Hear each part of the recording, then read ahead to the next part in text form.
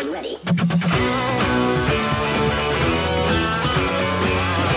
महारानी और उसकी बेटी साथ रहा करते थे शहर के सबसे खूबसूरत महल में। शहजादी के पास एक परी थी जो कि उससे बहुत प्यार करती थी और वो उसका हमेशा ख्याल रखती थी। एक दिन जब शहजादी की उम्र शादी के लायक हो चुकी थी तो उसने फैसला किया कि वो अपने शहजादे को ढूंढने के लिए जाएगी। महारानी ने अपनी बेटी को एक बास्केट दी और उसे ले जाने को कहा।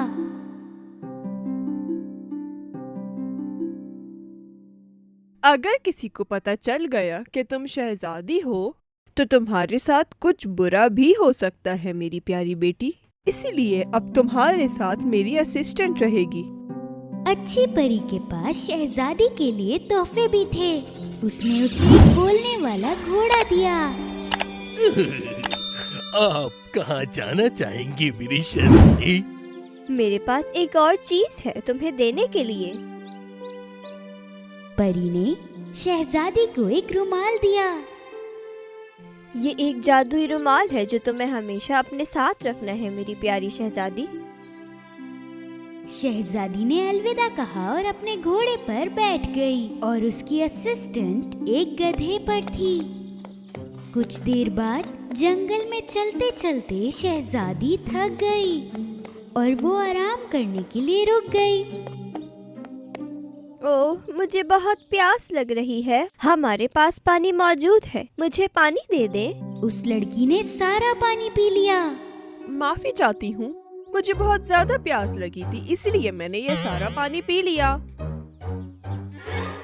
शहजादी असिस्टेंट की ये बात सुनकर बहुत हैरान हुई, लेकिन उसने कुछ नहीं कहा और वो आगे निकल पड़े। कुछ देर चलने के बाद शहजादी रुक गई।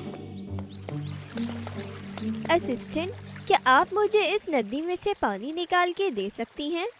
माफी चाहती हूँ लेकिन मैं आपकी नौकरानी नहीं हूँ। आप अपने घोड़े से उतरिए और उतरकर खुद पानी ले लीजिए। शहजादी और घोड़ा एक दूसरे को देखने लगे। मुझे इस लड़की पे कुछ शक सा हो रहा है। आपको इससे बच के रहना होगा शहजादी। शहजादी घोड़े से नीचे उतरी और उसने नदी के पास जाकर पानी पिया। उस परी का दिया हुआ रुमाल अचानक से बोलने लगा। ख्याल करना मेरी शहजादी, यह असिस्टेंट लड़की बहुत खतरनाक है। जैसे ही शहजादी पानी पीने के लिए नीचे झुकी, उसका जादुई रुमाल पानी में गिर गया। अरे नहीं! शहजादी का रुमाल पानी में देखकर असिस्टेंट हंसने लगी। तुम्हारे पास अब कोई ताकत नहीं है और अब से मैं तमाम ऑर्डर्स दिया करूंगी। तुम्हें वही करना होगा जो मैं कहूंगी।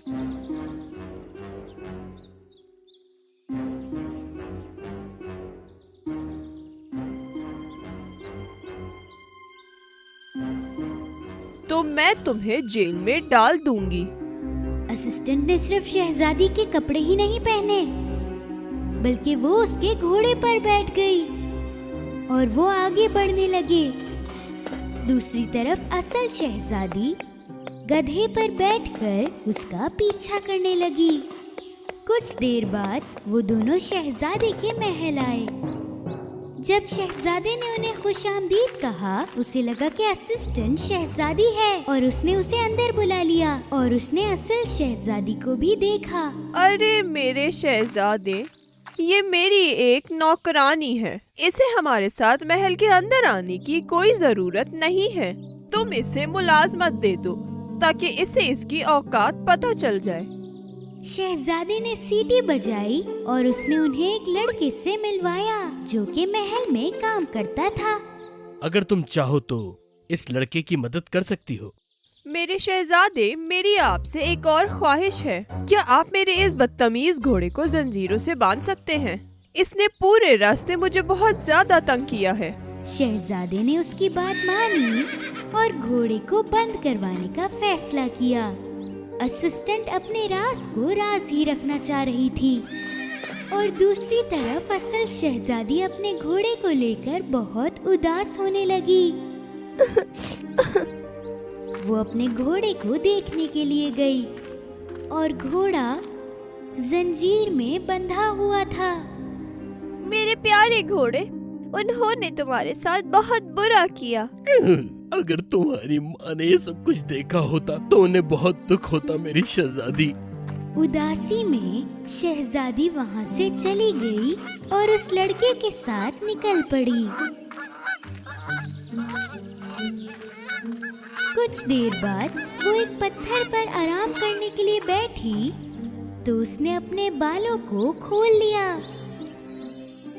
जब उस लड़के ने सुनहरे बालों को देखा तो वो उन बालों को लेना चाहता था। सुनहरे बाल, मुझे सुनहरे बाल चाहिए, मुझे सुनहरे बाल चाहिए।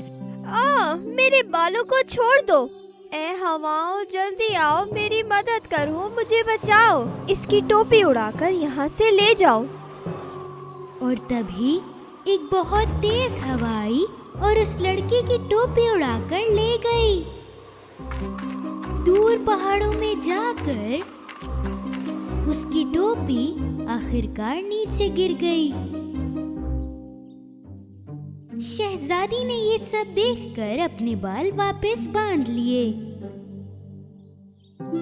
शाम तक बत्तखों को घुमाकर वो लोग महल की तरफ वापस चल पड़े। लड़का फौरन बादशाह के पास गया। मैं उस अजनबी लड़की के साथ काम नहीं करना चाहता। क्या हुआ? वो पागल है, वो हवाओं से बातें करती है। वो लड़की मेरे किसी काम की नहीं, मैं नहीं चाहता उसे। लड़के की बातों ने बादशाह को सोच में डाल दिया। अगले दिन बादशाह ने चुपके से शहजादी का पीछा किया। शहजादी सबसे पहले अपने घोड़े के पास गई और उससे बात करने लगी। घोड़े को बोलता हुआ देखकर बादशाह परेशान हो गया।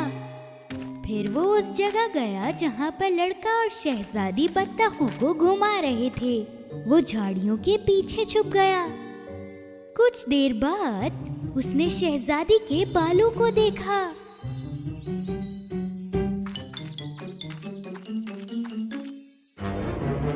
ए हवाओं, जल्दी आओ, मेरी मदद करो, मुझे बचाओ। इसकी टोपी उड़ाकर यहाँ से ले जाओ।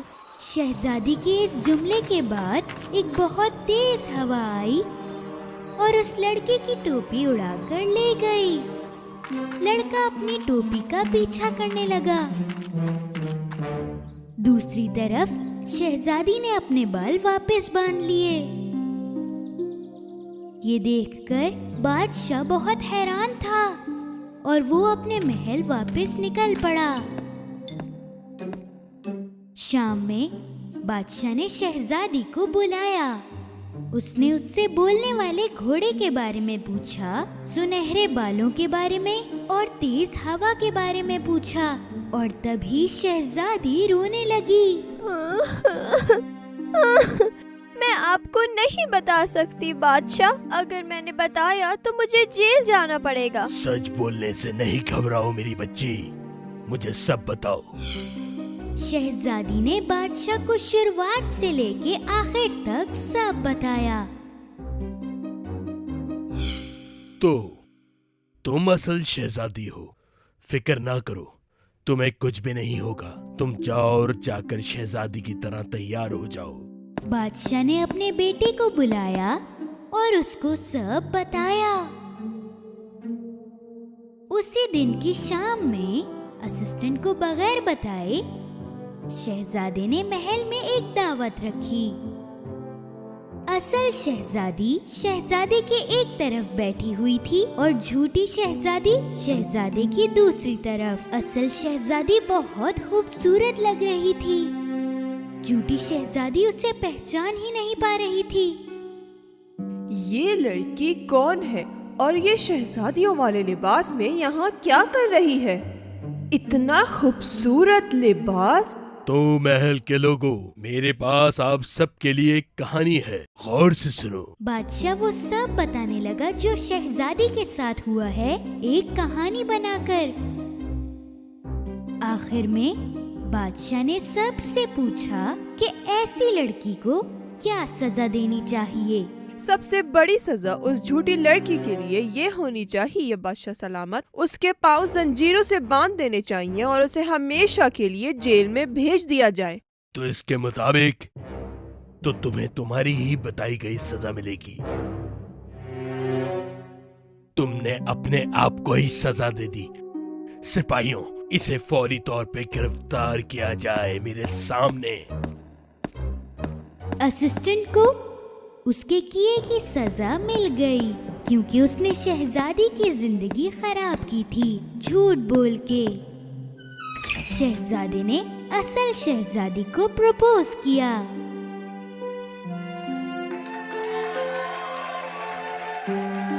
फिर शहजादा और शहजादी उस घोड़े के पास गए और उसे आजाद किया।